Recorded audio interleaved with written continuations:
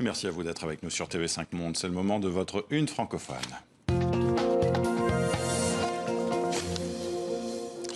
Et on va mettre à l'honneur le matrimoine aujourd'hui. Merci Lou Brault d'être avec nous sur le plateau de TV5 Monde.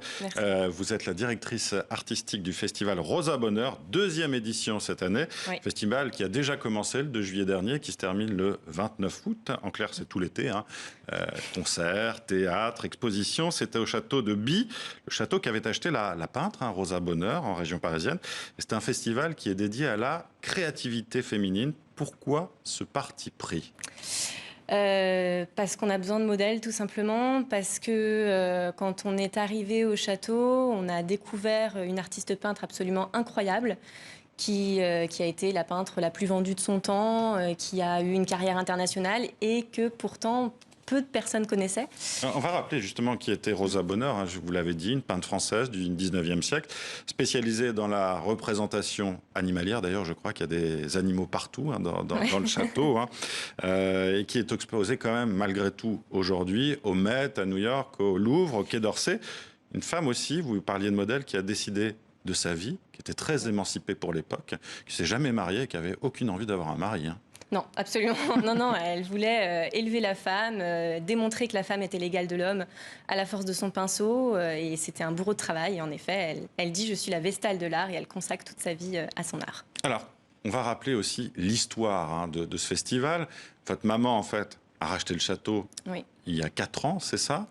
En septembre 2017, oui, c'est ça. Et donc, vous le disiez, vous redécouvrez, ou vous découvrez, je ne sais pas, Rosa Bonheur. Et comment naît l'idée de ce festival, alors ? Ça a toujours été une envie, en fait, depuis qu'on est là, de perpétuer la tradition féminine du lieu, de parler de ces grandes figures qu'on avait oubliées. On a besoin, comme je disais, on a vraiment besoin de modèles, on a besoin de grandes figures comme ça. Et puis, en fait, derrière Rosa Bonheur, on a appris qu'il y avait eu d'autres femmes qui avaient habité le château, dont une compositrice. Et on a retrouvé des partitions de cette compositrice manuscrites, donc dans notre grenier. Et là, ça a été vraiment l'évidence. On s'est dit que ce lieu, en fait, qui racontait l'histoire de femmes, se devait de perpétuer la tradition, de porter la voix des créatrices. Et donc, on s'est lancé dans ce festival qui fait honneur, voilà, vous l'avez dit, aux créatrices d'univers très différents. Donc, on a de la photo, on a du théâtre, on a de la musique, jazz, classique, voilà. Et puis, on a des rencontres aussi de créatrices. Cette année, beaucoup avec l'univers de la série, des productrices, des scénaristes, des compositrices de séries, etc. Sur la place de la femme, justement, dans les séries ou alors là, elles ont parlé beaucoup de leur parcours à chacune, sur, en effet, comment est-ce qu'elles étaient arrivées là, est-ce que c'était dur d'être une femme dans ce milieu-là, est-ce qu'elles ressentaient des différences, et puis, qu'est-ce que MeToo aussi avait apporté quelles mesures avaient été prises, ou quelle conscience elles avaient eue, etc. C'était passionnant, et souvent, d'ailleurs, elle disait j'espère qu'il y a plein de futures productrices dans la salle ou scénaristes, etc. Enfin, voilà. C'est un festival féministe, vous le revendiquez comme tel ? Oui. Oui. Enfin, oui. On ne peut pas ne pas être féministe en 2021. Il y en a qui disent qu'ils ne le sont pas, oui, encore aujourd'hui. C'est vrai. Mais en tout cas, à mon sens, c'est le sens de l'histoire. Et puis c'est beau, en fait. Souvent, c'est ce que je dis, c'est-à-dire que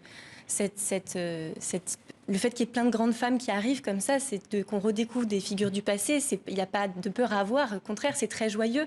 Ça veut dire qu'on a encore plus de possibilités, on a plus de découvertes encore. Enfin, c'est très joyeux. Ça veut dire que voilà, on va avoir des femmes qui vont bouleverser nos visions, qui vont la compléter, etc. Et se dire aussi qu'il y avait des pionnières qui étaient là déjà au 19e siècle.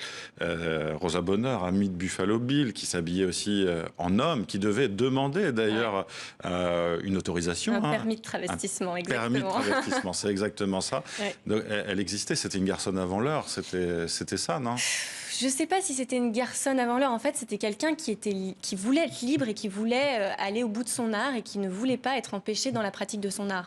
Donc pour ça, elle va demander l'autorisation, en effet, de porter le pantalon parce que ça lui permet d'aller dans les foires aux bestiaux, dans les abattoirs, d'étudier de près ces sujets. C'est pratique pour elle. C'est ce qu'elle revendique. Et en effet, c'est une figure très libre. Elle dit qu'elle soutient l'indépendance des femmes. Mais après, à côté de ça, c'est pas une militante non plus. C'est un personnage plus nuancé. Elle l'est de toute façon. Exactement. Ouais. Alors, qui seront les artistes qui seront présents ? Le festival a déjà commencé depuis une dizaine de jours. Là, qu'est-ce qu'on peut voir ?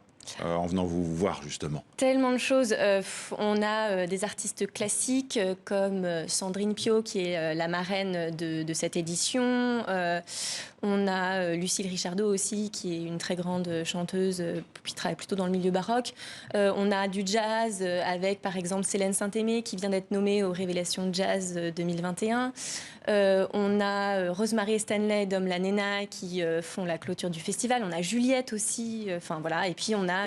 En parlant de Juliette, comment vous les avez choisis, ces artistes? Elles devaient être en accord aussi avec l'essence de votre festival. J'imagine qu'il y a des discussions avant. Il y a des discussions, généralement, elles sont toutes touchées. Là, on avait Macha Garibian, par exemple, ce week-end. On a eu une grande discussion autour de ça, de la place des femmes dans le jazz, etc.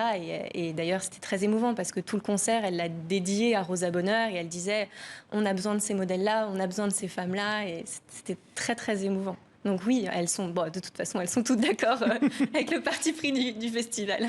Question plus prosaïque, mais c'est un festival privé, c'est la 2e édition. Vous avez le soutien de partenaires privés et publics, mais j'imagine que c'est pas évident de tenir 2 mois comme ça, financièrement, tout simplement. Non. Il faut du monde qui vient. Ouais, c'est un très gros défi. C'est un très gros défi parce qu'en plus c'est un format qui est un peu atypique comme ça sur 2 mois, les week-ends aussi longs. Donc ça demande aussi d'habituer un public. Et puis le fait de jouer par exemple des compositrices et pas Mozart que tout le monde connaît, aussi le public, il faut qu'ils acceptent d'être emmenés dans des choses qu'ils connaissent pas non plus. Et donc ça c'est un défi, mais c'est très réjouissant. Et c'est toujours très agréable de découvrir des choses. Absolument. Voilà, cultivons notre curiosité. Merci à vous, Lou Brault, d'avoir été notre invité. Et votre festival donc se déroule au château de Rosa Bonheur, en région parisienne, et jusqu'au 29 août. Oui. Merci à vous. Merci à vous.